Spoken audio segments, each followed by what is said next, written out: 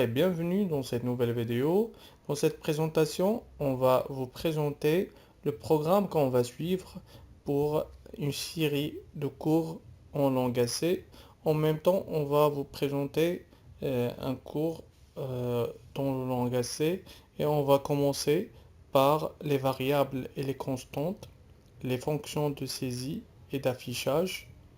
Et dans les prochains cours, on va voir les tableaux, les chaînes de caractères, les opérateurs, les structures conditionnelles, les structures itératives ou bouclées, les pointeurs et les fonctions.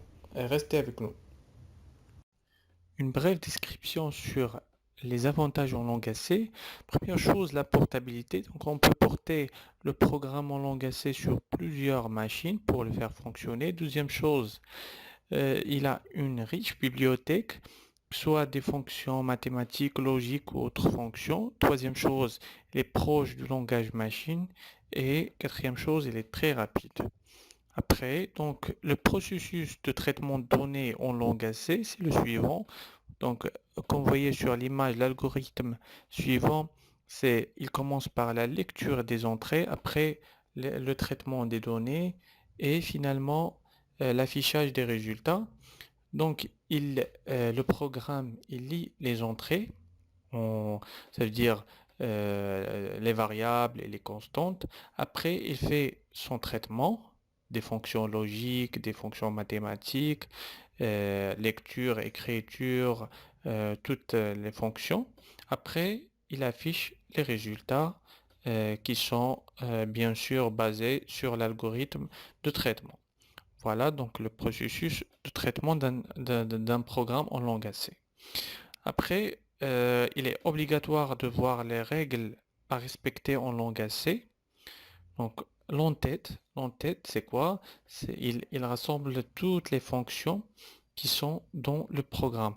Par exemple, lorsqu'on écrit scanf ou bien printf, donc ces fonctions, ils sont inclus dans l'entête. Donc, si on ne met pas l'entête, on risque de ne pas faire fonctionner le programme. Donc, il faut obligatoirement mettre les entêtes. Après chaque instruction, il doit finir par point virgule. Les commentaires, ils commencent par slash étoile et se terminent par étoile slash. Donc les blocs d'instruction commencent par les accolades, bien sûr, et se terminent par les accolades. Donc accolade au début, accolade à la fin. Bien sûr, s'il y a des fonctions, par exemple if ou bien donc il faut obligatoirement mettre des accolades. Après, le langage C est sensible à la casse. Donc, il fait la différence entre minuscules et majuscules. Donc, on doit faire attention au nom qu'on va écrire. Donc, il faut obligatoirement respecter les minuscules et les majuscules. Les seuls caractères autorisés pour les noms de variables constantes sont donc les lettres non accentuées. Donc, le langage C, il ne comprend pas les lettres avec accent. Après, les chiffres, sauf au début du nom.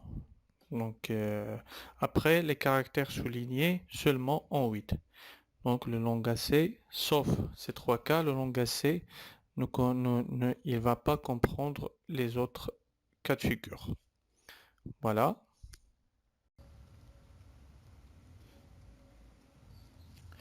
Les variables et les constantes.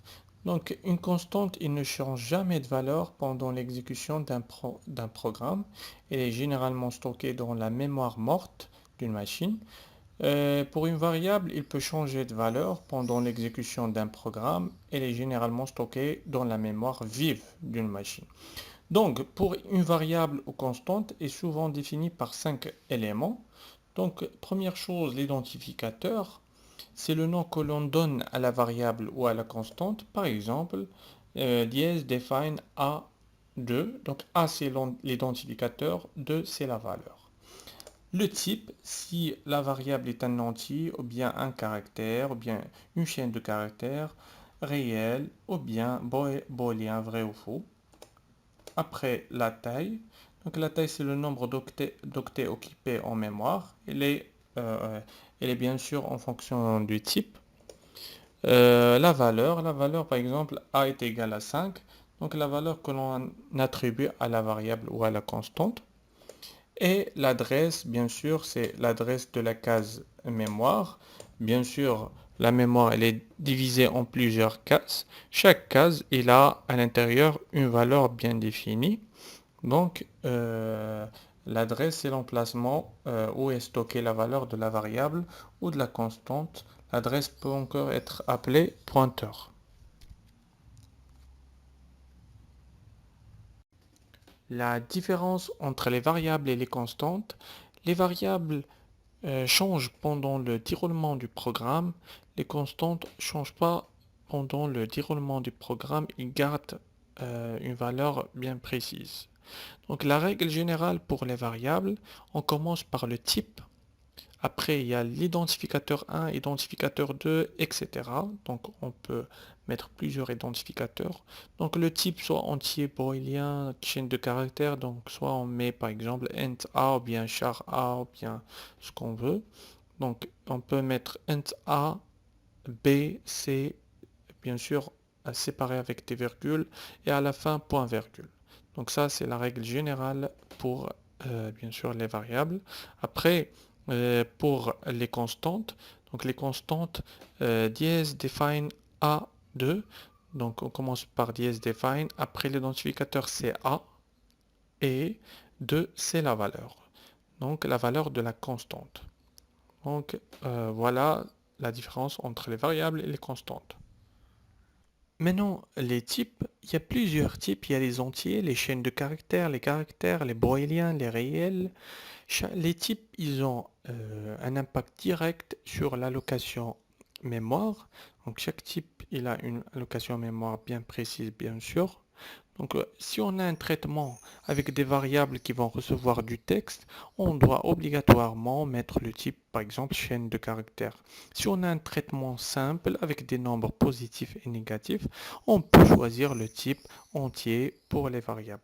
Donc, pour chaque type, il faut bien sûr, il y a une allocation mémoire. Donc il faut toujours garder la mémoire libre pour le bon fonctionnement et le déroulement du programme. Ce tableau résume un petit peu ce qu'on vient de voir. Donc pour les caractères, ils sont codés sur 8 bits, c'est-à-dire un octet. Pour les signer, c'est entre moins 128 à plus 127, c'est-à-dire un caractère signé, c'est-à-dire qu'il peut prendre soit une valeur négative ou bien une valeur positive. Non signé, unsigned, donc il va prendre que les valeurs positives de 0 à plus de 155. Donc moins 128 à 127, bien sûr, c'est 255 caractères. Entier, il est codé sur 2 octets. Donc, pour les non signés, il va prendre de 0 à 65 535. Pourquoi? Parce que 2 à la puissance 16. Voilà. Donc, les entiers, il y a plusieurs types. Entier court, entier long. Donc, entier lent, il peut prendre 4 octets. Les réels, 4 octets. Et les réels double précision, 64 bits. Voilà. Donc ce tableau il nous donne une idée sur le codage, la taille de chaque type. Ça veut dire type entier, réel. Il nous donne une idée sur la taille et bien sûr s'ils sont signés ou bien non signés. On sait la structure générale d'un programme est la suivante. On commence par l'entête ou le header en anglais.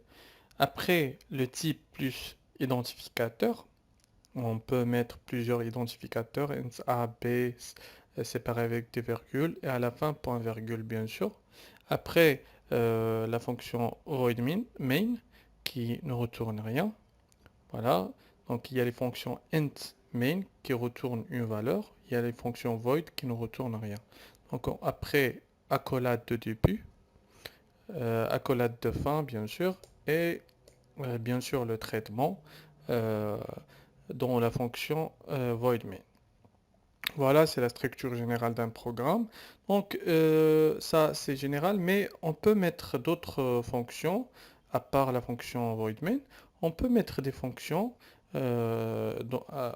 avant void main et dans la fonction void main, on fait appel à ces fonctions pour réaliser un traitement bien spécifique. Voilà. Maintenant, on va voir comment les valeurs sont formatées. Donc, on peut affecter, par exemple, à une variable, une valeur soit en décimale, soit en hexadécimale, donc comme on veut. Donc, par exemple, a est égal à 24. On peut écrire aussi a est égal à 0, x 18 en hexadécimal. Donc, on a le choix euh, pour l'affectation des valeurs à des variables. On peut l'affecter soit en décimale, soit en hexadécimal. Donc, on a le choix. Les fonctions d'affichage et de saisie. Donc, grâce à ces fonctions qui sont incluses dans les entêtes du programme, donc on peut afficher et saisir des données. Donc, prenons l'exemple, par exemple, d'une fonction ou bien d'un programme, include stdio. Donc, on va inclure les fonctions d'affichage et de saisie. Après, le type c'est entier. Après, l'identificateur c'est i, void main, i est égal à 10. Donc, on a affecté à la variable i la valeur 10 fixe. Donc, après, on veut afficher cette valeur. Donc, soit en décimale, soit en octal, soit en hexadécimal. Donc, comme vous voyez sur l'écran, on a deux tableaux à droite. Donc, ils sont primordiaux pour comprendre les fonctions d'affichage et de saisie. Donc, toujours, on doit se référer à ces tableaux pour voir comment on va formater les valeurs. Donc, pour les entiers décimales, c'est pourcentage D. Pour les octales, c'est pourcentage O. Pour l'hexadécimal, pourcentage X, etc. Pour les caractères, c'est pourcentage C, et etc. Aussi, pour les codes de contrôle, donc si par exemple on veut mettre une phrase, après l'autre valeur en octal, on veut la mettre à la ligne suivante, donc il faut mettre slash anti-slash n. Donc si on veut par exemple un bip, anti-slash a, anti-slash r pour le retour chariot, donc tabulation anti-slash t. Donc il faut apprendre par cœur ces deux tableaux, donc ils sont essentiels. Donc on va faire un test sur le logiciel Div pour voir ce qu'il va nous donner. Donc j'ai mis le programme sur le logiciel Div de simulation. Je vais compiler le programme, enregistrer exemple 1 par exemple. Voilà, c'est bon. Donc, zéro erreur. Voilà. Donc, maintenant, exécuter. Voilà. La valeur de i en décimale est égale à 10. La valeur de i en octal, 12. La valeur de i en hexadécimal est égale à a. Voilà. Donc, une petite erreur. Donc, div, le langage C, il ne comprend pas les lettres avec accent. Je vais juste changer le décimal par E. Voilà. Voilà. Donc, c'est bon. Maintenant, c'est bon. Je vais recompiler et exécuter le programme. Et voilà. Voilà. Maintenant, c'est bon. Donc, on voit bien le retour à la ligne avec le anti-slash n. Et pourcentage D, c'est en décimale. Pourcentage O, donc je veux afficher mes valeurs en décimale, ou bien en octal, ou bien en hexadécimal. Donc, c'est des options d'affichage.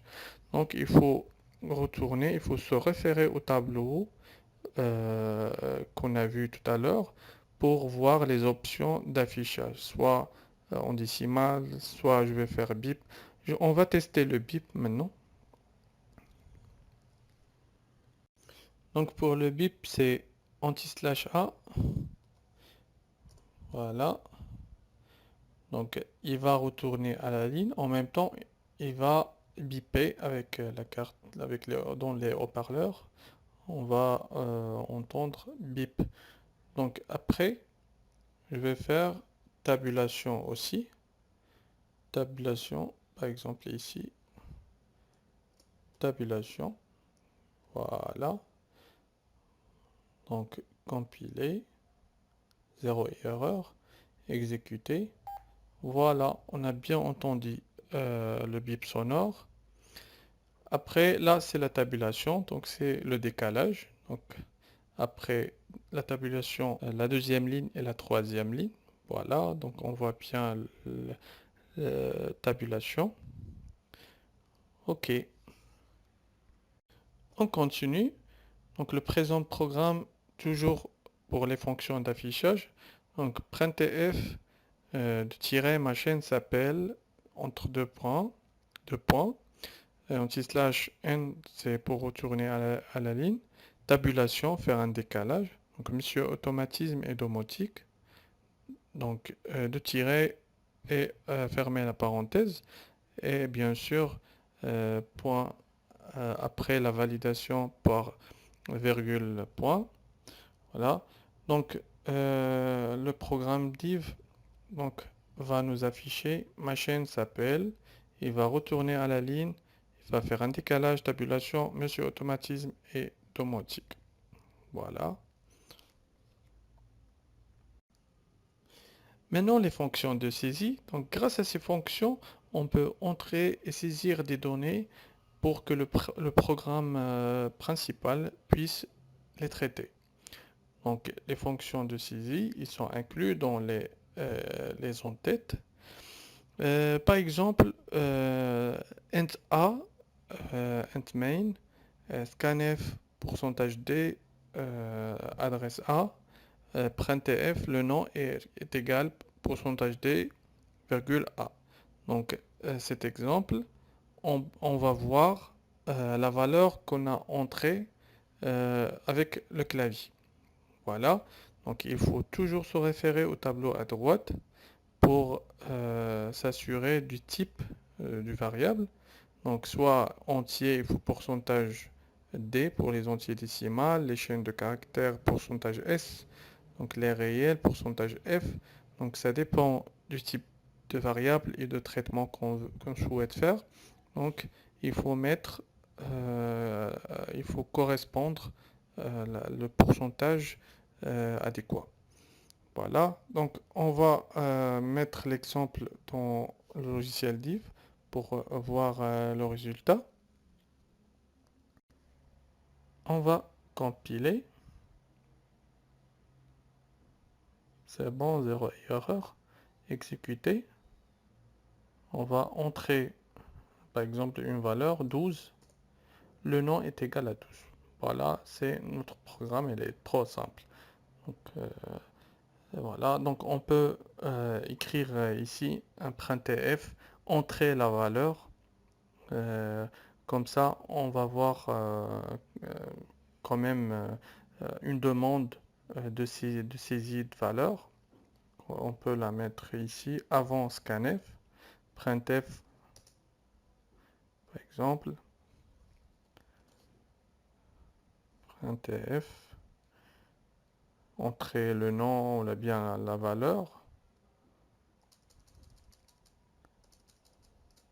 Merci de saisir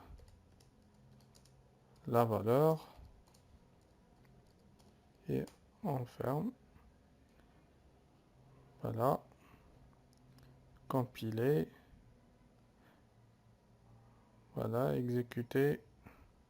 Voilà, merci de saisir la valeur 15. Voilà, le nom est égal à 15.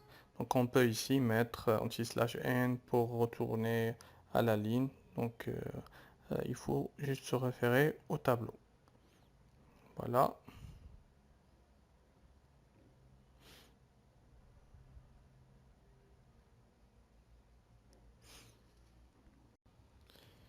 Une chose essentielle pour les fonctions de saisie. Donc les fonctions de saisie scanf, il, il attend l'adresse. Il n'attend pas les valeurs. Donc c'est pour ça on fait scanf %t adresse A. Donc il attend l'adresse et ne pas la valeur. Une exception, on met la valeur dans les chaînes de caractères. On va le voir après. Voilà. Donc après, on peut faire scanf à plusieurs valeurs, adresses. Ça veut dire on peut saisir plusieurs valeurs. Donc par exemple, A est égal à 12, 13, 14. Donc par la fonction scanf, %d, adresse A, adresse B, adresse C. Donc on peut avoir plusieurs données d'entrée. Voilà. On peut mettre 5, 6, le nombre qu'on veut, bien sûr. Donc là, la saisie d'une chaîne de caractères, donc on fait entrer la valeur et pas l'adresse. Donc comme vous remarquez sur l'écran, il n'y a pas une adresse avant le nom. Donc on peut mettre scanf, pourcentage S et chaîne de caractères, virgule non, et ne pas l'adresse non. Voilà, donc c'est la seule différence entre les chaînes de caractères et les autres